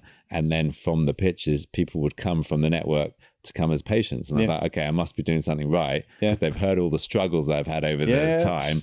They've understood what I've got, and they're paying with their own money to fix it. I remember the first time you stood up and did a pitch and showed everybody the slide that we showed earlier, and like everyone in the room was like, "Wow!" And then for you were like, "Oh, okay, this is actually really impressive." And it's like, I think sometimes when you're really too close to your own business, because you see it every day, you forget. And I think sometimes there's a massive benefit in presenting to a room about what you're doing, where you're up to, what's special about you. The room sits there and goes, okay, that's amazing. And you just get reflected feedback, which I think is hugely valuable. Definitely. And I also think that when I'm doing the teaching and learning, when you try and teach somebody something, you realize, okay, one, do I know it? What are the questions people ask? Because I talk about all this stuff and people go, toothpaste, you don't need to use toothpaste. And I talk about all this in-depth stuff about microbiome and vitamin D and all the rest of it, and people just want, I want to know about toothpaste. What toothpaste should I use? So it's interesting. We what have to people answer ask. that question now. We can't finish the Yes. podcast without you answering that question. Okay, so So toothpaste. why you don't have to use toothpaste? So if your diet is good, you're not having lots of refined sugars and carbohydrates, and you're not snacking all the time. You do Which, not if you've read your book, Kick Sugar. Kick Yes. Sugar, quick plug for the book again. Yes. You shouldn't be, right? Yes, then you don't need to use toothpaste. Right. So you can just brush with water. So the reason we're brushing our teeth is to disrupt the bugs and to produce more oxygen in our mouth. Okay. Most of the bacteria and the virus and things like that don't like oxygen. They hide in the nooks and crannies, under the gums, under the tongue, all these different bits. And if you leave them there, you get gum disease, you get bleeding gums, gum shrinkage, and you get tooth decay. So with a toothbrush, you're just trying to remove that plaque and that debris, that food, and disrupt it, get oxygen in to kill the bugs. That's all you're going to try to do with it. Okay. So you can do that with the water. It's just the mechanical action, the brushing. Right. But the reason we use toothpaste is most toothpaste have abrasives in. So most of us have coffee occasionally. We have soy sauce, Coca-Cola, turmeric, things like that, and they will stain our teeth. Our natural teeth, the enamel of it is quite porous, like a sponge. So over time, it picks up stain. So with the toothpaste, if you've got a toothpaste that's got a mild abrasive, like silica or something like that, or bicarbonate of soda, it will remove the stain. So most people use the toothpaste to remove stain. And the other thing is to freshen breath. Got it. So again, most toothpaste are mint or freshy. So if you've had a curry or something else, you use toothpaste for that. The other added ingredients for a lot of toothpaste is a thing called fluoride. And fluoride is evidence-based to actually harden teeth and reduce sensitivity and reduce the chance of tooth decay. So if you're somebody who does snack, who do get recurrent tooth decay and has sensitive teeth, then you want a fluoride toothpaste because that helps harden it. And it works as what we call a topical effect. So it's just on the surface. So swallowing it won't make anything harder, good for you. It's just, and toothpaste tablets don't work, but just using that regularly. But in the biological, holistic world, we don't really want chemicals. Your body is not deficient of fluoride. Fluoride is not something we naturally have in our bodies anyway. And we want people to ideally have diets that are not full of all rubbish. Right. But we realize that people do. So our teeth are made of this product called hydroxyapatite, which is what their teeth are naturally made of. And now you can get toothpaste that got hydroxyapatite in them. And that works as good as fluoride to harden the teeth and reduce sensitivity. So if you're looking for a toothpaste and you want something a bit more natural, then I would go for a hydroxyapatite toothpaste. And there's loads of different brands out there, and using it twice a day, that will help harden the teeth, reduce sensitivity as well, because fluoride actually has been shown to be a neurotoxic, and especially in kids, it goes across into the brain and can affect learning and cause learning disabilities and ADHD and things like that. So we want to try and avoid chemicals as possible. Wow. Craig, I feel like we've covered an awful lot today, like a lot. We've covered everything from building a startup in 12 months to £1 million. We talked about building a team up to 30 people. Yep. We've talked about your brand. Correct me if I'm wrong, and I did want to just kind of ask you this before we finish. Didn't you get awarded a Freeman of the City of London? You are the first Freeman of the City of London we've ever had on the podcast. Amazing. And one of the first, I don't know if I think is Sammy Margot a doctor? I'm not sure. Or you might be the first doctor we've had. Okay.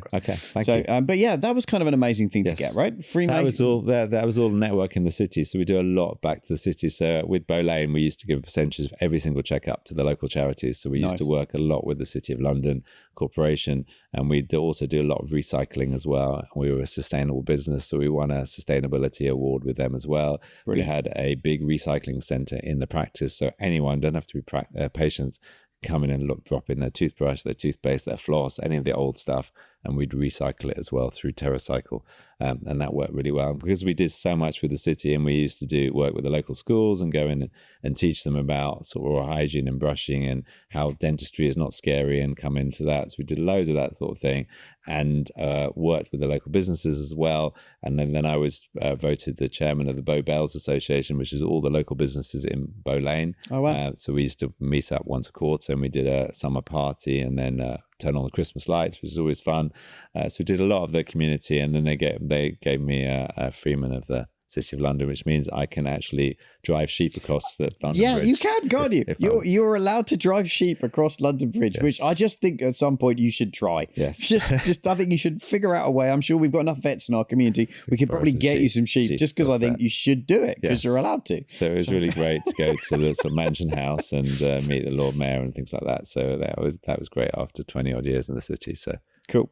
So I've got 2 questions just before we wrap, by the way, and thank you for being so open and sharing so much. I think there's so much value in this conversation. 2 questions. Number one, you've done it backwards, really. You started, built, sold, scaled, and then sold, and now you're starting again. Yeah. So question number one is, having done that, like, what's your definition of a grown-up business? Because you built what I would consider a grown-up business to the extent that somebody else wanted to pay for it, right? Yeah. And actually pay, handsomely for it, which is great. And that was kind of like enabled you to then go do your next venture. So you're a dental entrepreneur in that way. So what's your definition of a grown-up business? I would say a business that can work without you. Yep. And allows you to have the lifestyle that you want to have. Right. And fund your lifestyle. So that, for me, that's what grown-up business is. Love that. And then finally, obviously, you know what you're doing with running a business, right? Like, I think I do. Well, at this point, I think evidence would say you do. Yeah, but you've clearly got a level of skill, competence in it, given the journey you've been on. So why did you invest in having coaching? Like, why have a coach? What was the mindset behind that? Because for me, I've had a coach for the last 15 years, and you've done it for 7 of it. 7, yeah. I've been privileged to work with you for 7. We signed up for 2026. Yeah, I'm excited about that. Yeah. And I feel that some of my ideas are so wacky. I'd like to have somebody independent to bounce them off. Occasionally I want to scream. That's allowed. And it's quite nice to scream out. And my wife of 13 years, Alison, doesn't want to hear everything about the business, even though I do tell her quite a lot about the business. So you are my second wife. Oh, okay. You can, so I can air out the thing. You've built a brilliant community. Alison's awesome. And there's all resources that you have access to that I may have not heard of. You say this is a great platform to look at this. This is what's disrupting the market, because I know what's happening in dentistry, and I'm sort of disrupting that already. Yeah. But I don't know what's happening in the vet market. I don't know what's happening in the general business market. I don't know what's happening in the economic climate for that. You brilliantly took us through COVID and all the challenges that we had with that, and always very positive. And there's always another puzzle to solve. And when I have the puzzle, I'm like, okay, Paul, at the end of a WhatsApp message, it's like, I've got this challenge. What do you think about this? And how do you think about this? And sometimes just writing the message to you, I get the answer already in my head by physically writing it down. Yep. It goes, okay, now I know what the answer is. Delete message, or I'm fine now, smiley face, thumbs up. So I think it's having that and accountability helps for me, and grow it and keep challenging, because I'm get bored easily. So as long as you keep growing and developing and pushing the boundaries, then I'll keep coming along with you. So thank you. And obviously it's great to share a passion for purple and find that it's still something I own that's purple that you don't, seeing the socks, right? Which is cool. So what are your two top big goals for 2026? 2026, I want the business to run more without me. Okay. So at the moment I'm doing 3 days a week clinically, and I want it to run more without me. So it's not all about me and the brand. Brilliant. Because that's how I grew it at the start, but now it's about the rest of the team, and now I've got so much expertise coming through. That's the number one thing. I think the other goal is, I'm not sure if I can have it. I'd like a personal goal. Can I put a personal goal? Yeah, of course, yeah. So I'd like to get planning permission for my house. I've been refused 3 times. I'm sure it's a who question. Yes. Who do we know who can help with that, right? The interesting bit was I'm a big believer in vision boards. Yes. And I have this massive whiteboard. Have you got time to just tell the story about how you sold a house with this? Yes. Because I think this would be a brilliant story to end on for those, because we'll draw, this podcast will come out early in the new year. Okay. And I'd love you to just tell the story about the power of vision boards and how you manifested this. Yes. If we could finish on this, I think it would be a great way to end. Well, actually, it's so I've used vision boards for years and years and years, but I have whiteboard markers on it, and I put Post-it notes, and I put pictures and things like that. But actually, this one was about selling our house. So we put our house on the market, and initially, as the estate agents do, they sort of, you're going to get this amount. So we put it on a little bit too high initially when we put it on, and we had a few people come around and no offers, and it was nothing. It's like, it was getting frustration. And at the time, Alison wanted to move, and she wanted to move to a different area where her family was and all the rest of it. So I was getting pressure from her. And then the estate agent would go, it'll be fine, it will sell. I was like, okay. So we put a picture on of the house with the price that I wanted to sell on. I wrote it on in big marker pen, put it on the vision on board. Every day I would look at that. Okay. Within 10 days of putting that on, we had an offer at that price, and we sold the house. Yeah. Exactly at the figure that is so cool. That is so cool. And when people say, "Oh, that stuff doesn't work," it definitely does, right? Yeah, to the exact pence of it. And then I used it, the same thing, to find another house, because then we did a long completion, so we had 9 months before we moved, and us and them was now going, where are we going to move? We sold a house, we've got nowhere to move to. So it's like, okay, vision boards coming out that we're going to do this. So I had a picture. I looked at all different houses that sold recently and whatever, and we put a picture of the house ideal house that we want in the area, put the price on that as well. And then this took longer though. This took 3 months. 3 months later, we found a house that looked almost identical, had every single spec that we wanted, and the price was exactly what I've written on the top there, minus 100,000. I'd gone over by 100,000, but apart from that, we bought the house. Which is where we're living at the moment. Just shows you the power of visualization and setting clear goals, and then using tools that really prime your subconscious. Yeah. And every day looking at it. Every day. A big system with it, and it's like, okay, what can I do to try and get to that goal? Yeah. It was that for me. I can't think of a goal. It has to be written down, and I like it on a board and something I can see. Yeah. Well, there's a lot of neuroscience now as well about the fact that it's priming your subconscious every time you look at it to actually go, okay, that's what I'm supposed to be getting towards. That's what I'm supposed to be getting towards. And there's an awful lot of research around the brain and what works really well. And visual stimulation for a lot of us is seeing it is, okay, that's what I'm trying to get to. That's what I'm trying to get to. And it just means that your subconscious is constantly looking for ways to make that happen. Yeah.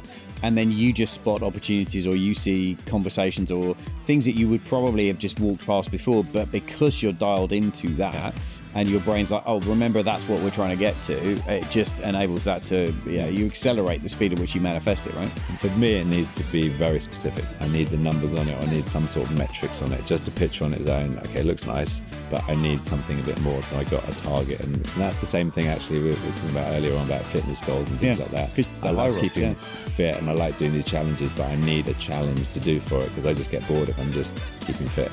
So I need to have a goal to go to. Well, I absolutely think nobody listening to this podcast has been bored at any point. We've covered so much, and it's been a privilege to work with you for the last 7 years. I'm excited for next year. I'm excited for what you're doing and how you're disrupting the industry and bringing the health side in a massive way. I think it is the next trend, and I think you're absolutely on the cutting edge of that. So thank you ever so much for being on the Grown Up Business podcast today, and to sharing your wisdom, your insights on what it really takes to build a grown up business, exit, and then go again. So, and congratulations on passing £1 million and getting the award. So congratulations very much. Thank you. Great stuff. Listen, if you've loved this podcast, make sure that you're subscribed, and make sure that you share it with at least 2 other entrepreneurs that you may know who need to be inspired by journeys just like James. We'll see you on the next show. That concludes this episode of the Grown Up Business Podcast. I hope that got you fired up and ready to grow. The key thing, though, is to remember you get paid on what you get done. So write down the top 3 actions from the show and make sure that you implement those in the next 72 hours. Hey, and while you're at it, make sure you click the links and the resources below this episode to claim free growth resources to help you build the business you desire and deserve. I'll see you on the next episode.